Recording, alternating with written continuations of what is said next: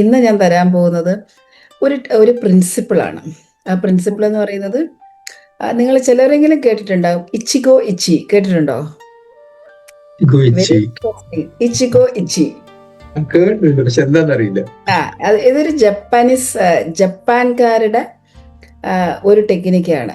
അവര് ഒരുപാട് എന്താ പറയേണ്ടത്, ലൈഫ് സിറ്റുവേഷൻസ്, അതല്ലെങ്കിൽ ഹാർഡ്ഷിപ്സ്, അല്ലെങ്കിൽ ഇഷ്യൂസ് ഒക്കെ ഫേസ് ചെയ്തിട്ടാണ് ഇവര് മുന്നോട്ട് വരുന്നത്. അതുകൊണ്ട് തന്നെ റെസിസ്റ്റൻസും റെസീലിയൻസും വളരെ കൂടുതലുള്ള ആൾക്കാരാണ് ജപ്പാൻ ആളുകൾ, ജപ്പാൻ പീപ്പിൾ.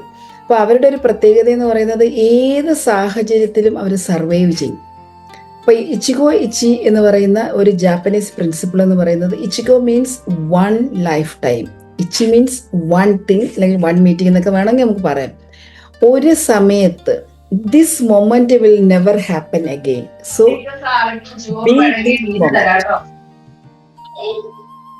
ഈ മൊമെന്റിലായിരിക്കുക, അല്ലെങ്കിൽ ഈ മൊമെന്റിന് നന്നായിട്ട് നമ്മൾ യൂസ് ചെയ്യുക.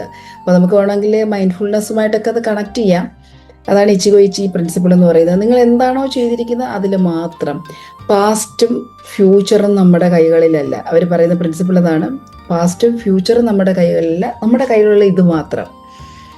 ഈ മൊമെന്റ് നമുക്ക് ഒരിക്കലും തിരിച്ചു കിട്ടത്തില്ല. You meet the same person again, sit the same room again, do the same work again, but you don't get the same moment again എന്നാണ് അവർ പറയുന്നത്. The exact moment is unrepeatable. അതുപോലെ ഓരോ മൊമെന്റും ഭയങ്കര വാല്യുബിൾ ആണെന്നാണ് അവർ പറയുന്നത്.